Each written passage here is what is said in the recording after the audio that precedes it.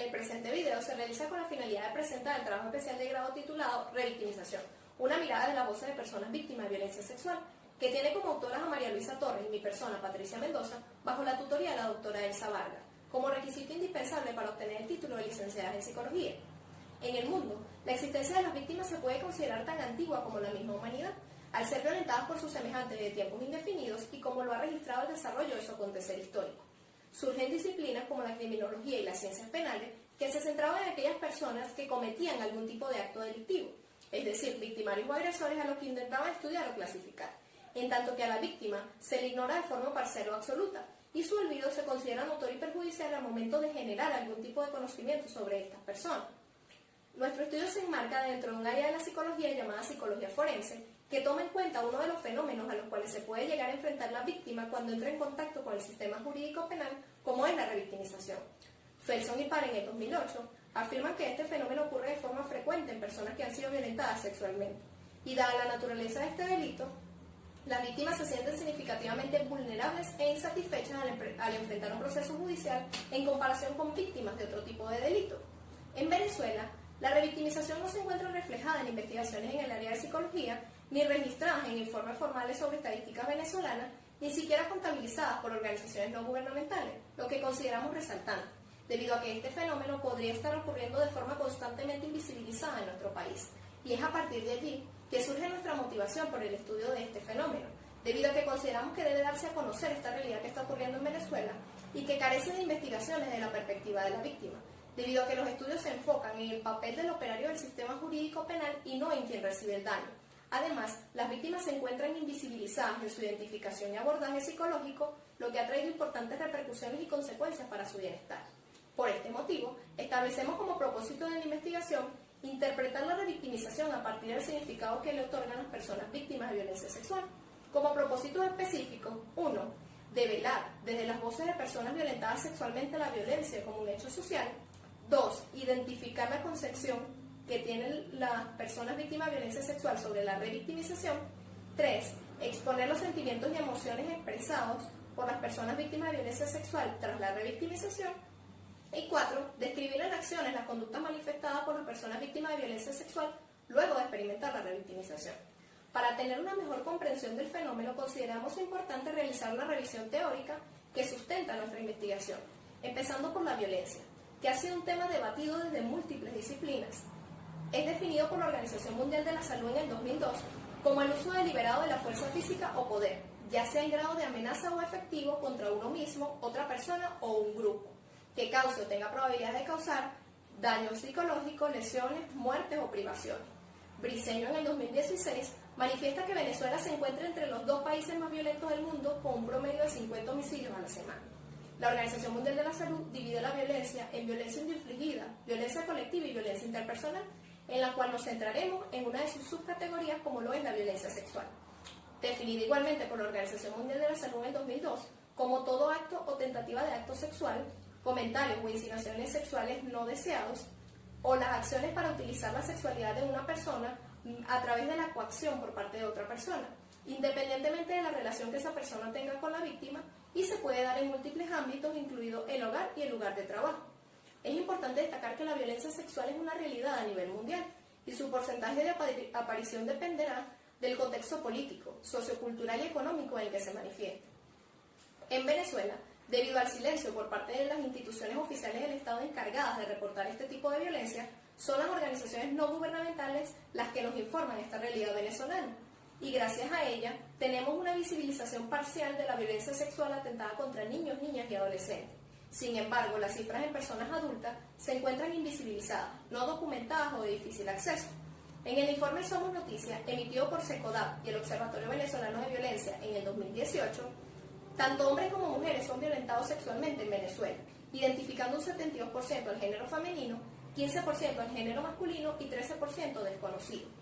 Además, solo el 5% de las personas adultas violentadas sexualmente denuncian esta experiencia ante organismos de seguridad. Generalmente la revelación de este acontecimiento se realiza a algún amigo, familiar o vecino. Y entre los motivos para no denunciar se encuentra la estigmatización, miedo a la discriminación, temor a que el agresor tome represalias y las expectativas de que las instituciones del Estado encargadas de hacer cumplir la ley sean ineficaces o abusivas en su trato. Vidal y otros autores en el 2018 manifiestan que existen muchos casos donde las víctimas de violencia sexual acuden a instituciones y una vez que enfrentan un proceso judicial, las víctimas o sus familiares se ven expuestas a inadecuadas prácticas por parte de los funcionarios del Estado. Esto se conoce como violencia institucional y es importante destacar que no es exclusivo a instituciones formales del Estado u organizaciones no gubernamentales. La en el 2004 plantean que la familia y la comunidad son un tipo de institución social y por lo tanto también en ella se puede manifestar este tipo de violencia. Una víctima, para González, Miranda y Benzanilla en el 2016, es cualquier individuo o sujeto que sea vulnerable a padecer cualquier tipo de delito y que viene acompañado de manera inherente a la violación y perjuicio de sus derechos humanos.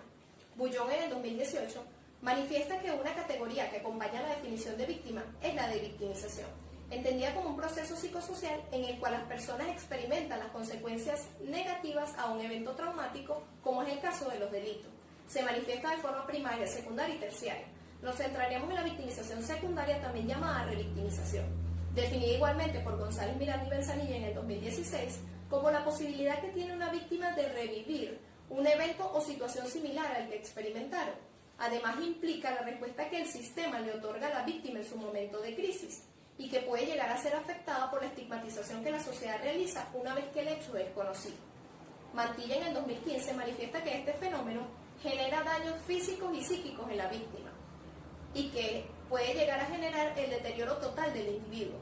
Estos daños producen consecuencias e implicaciones que llegan a ser más dolorosas que el propio delito padecido.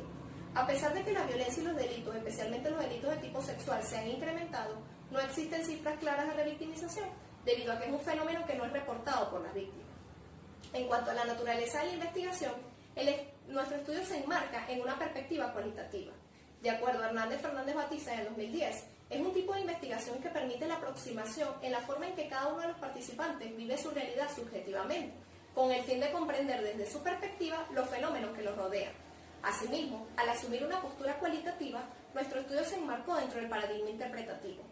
Álvarez en el 2003 manifiesta que la adquisición de significado surge de la acumulación de funciones emanadas de la psique, ideas, sensaciones, sentimientos, actitudes. Por lo tanto, se implementó un diseño fenomenológico. A su vez, utilizamos la hermenéutica como técnica de análisis, la cual consiste en la teoría y la práctica de la interpretación, con el objetivo de comprender la realidad de acuerdo a Del Canto en el 2012.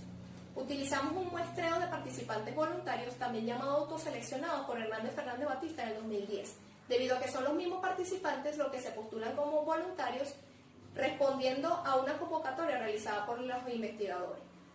Dentro de los criterios de inclusión, teníamos mujeres y hombres adultos con edades comprendidas entre los 20 y 55 años de edad que hayan experimentado algún episodio de violencia sexual, ya sea abuso sexual o violación, y que debido a esta hayan acudido a alguna institución para colocar una denuncia contra su agresor o en búsqueda de algún tipo de orientación documental, emocional o social.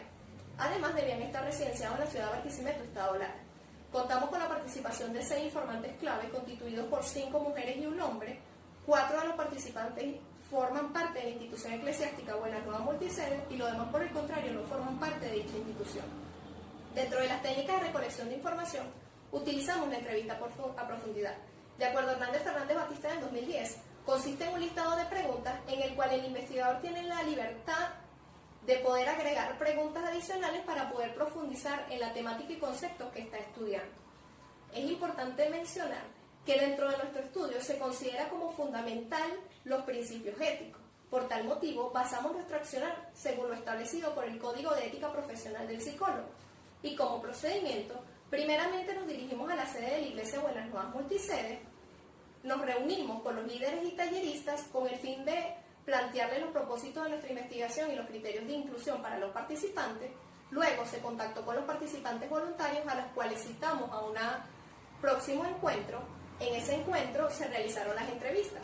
En ellas, a su vez, se hizo entrega de un consentimiento informado en el cual se notificó el uso de la grabadora y el total anonimato y confidencialidad de la información allí recabada. Posteriormente, transcribimos las entrevistas y se llevó a cabo el análisis de la información.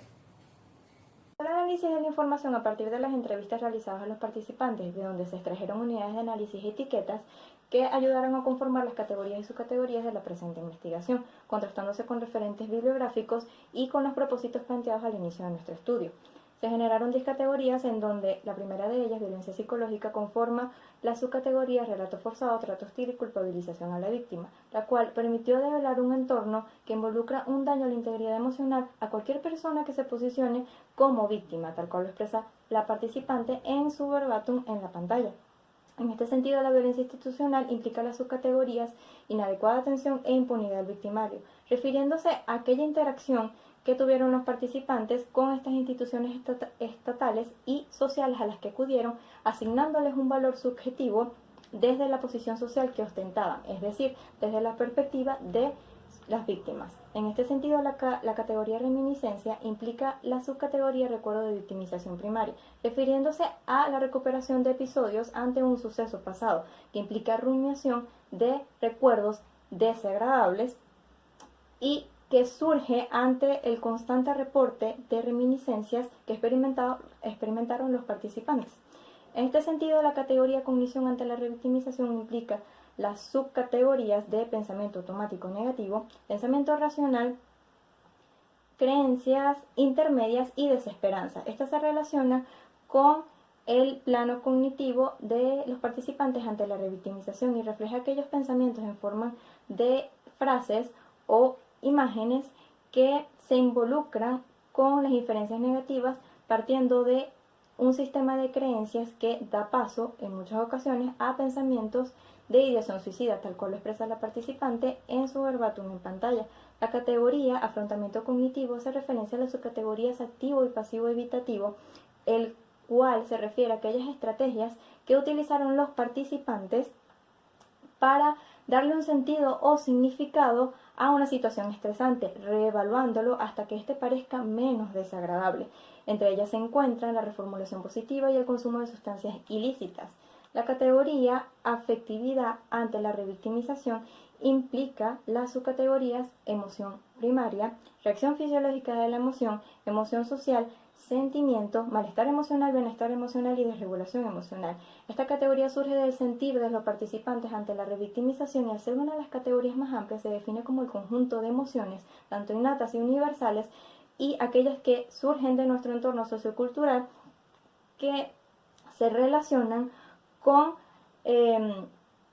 aquellas o propician un malestar emocional que en palabras de Echeburría se relaciona con constantes victimizaciones que vulneran a la persona y la pueden dirigir a una desregulación emocional. En este sentido, la categoría apoyo social en la revictimización implica las subcategorías de apoyo social percibido, ausencia de apoyo y rechazo social. Estas, en palabras de Bowling, implican un proceso mediante el cual los participantes accedieron a un tipo de ayuda en el aspecto emocional desde la empatía y la comprensión por parte de otras personas. En este sentido, la categoría afrontamiento efectivo en la víctima se refiere a la estrategia de afrontamiento pasivo-evitativo como subcategoría que utilizaron los participantes para regular los aspectos emocionales, tal cual como el desahogo o la liberación emocional, la cual expresa la participante en su verbatim en pantalla. En este sentido, la categoría referida a estilos de vida ante la revictimización engloba la subcategoría de hábitos. Esta surge ante el accionar de los participantes tras el fenómeno, refiriéndose a ese conjunto de patrones que marcan lo propio y reconocible de cada persona y que se ve alterado luego de este fenómeno. En este sentido, la categoría, y como último punto, afrontamiento conductual, se refiere a aquellas estrategias, tanto activas como pasivo-evitativas, que realizaron los participantes para enfrentar este fenómeno, centrándose estas en el problema o utilizando la autodistracción. En cuanto a las reflexiones finales, consideramos como investigadoras haber alcanzado los propósitos planteados al inicio de nuestro estudio, tomando en cuenta los elementos que surgieron desde la violencia como hecho social, en donde los participantes verbalizaron haber experimentado y ser receptores de una interacción violenta por parte de personas que igualaron la situación perjudicial de una victimización primaria, al igual que instituciones que culpabilizaron y desvalorizaron sus testimonios al momento de identificarse como víctimas, llevándola constantemente a reminiscencias en donde se actualizaba el recuerdo de su victimización primaria tanto en imágenes como en emociones. Al mismo tiempo, al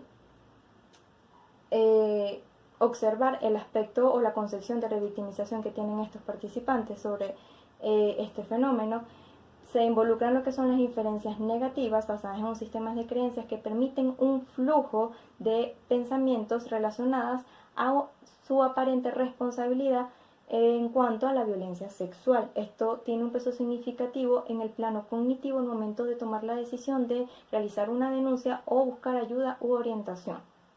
En cuanto al aspecto emocional, resalta la emoción de tristeza e ira, al igual que sentimientos de culpa e insatisfacción ante la incomprensión de las otras personas, incluso apareciendo lo que son quejas somáticas, poniendo en riesgo la salud física y mental de los participantes. Como último punto de nuestro propósito y relacionado al aspecto conductual, se reflejan las alteraciones en los hábitos o estilos de vida de los participantes luego de este fenómeno, pausando e incluso abandonando actividades que ya estaban establecidas en su vida cotidiana, resaltando también el evitar o distanciarse de personas o situaciones que les recuerden su victimización primaria. Esta investigación permitió los siguientes hallazgos. Relacionándose con el abordaje de las víctimas, reveló que en el contexto venezolano, este se enfoca en recolectar información únicamente de la violencia sexual, dejando de lado los aspectos cognitivos y conductuales, al igual que emocionales, de la víctima, los cuales pueden repercutir de manera negativa en su estilo de vida. En este sentido, tanto la violencia sexual como la revictimización por ella es experimentada por ambos géneros, tal cual lo plantea algunas investigaciones de ONG como ABESA.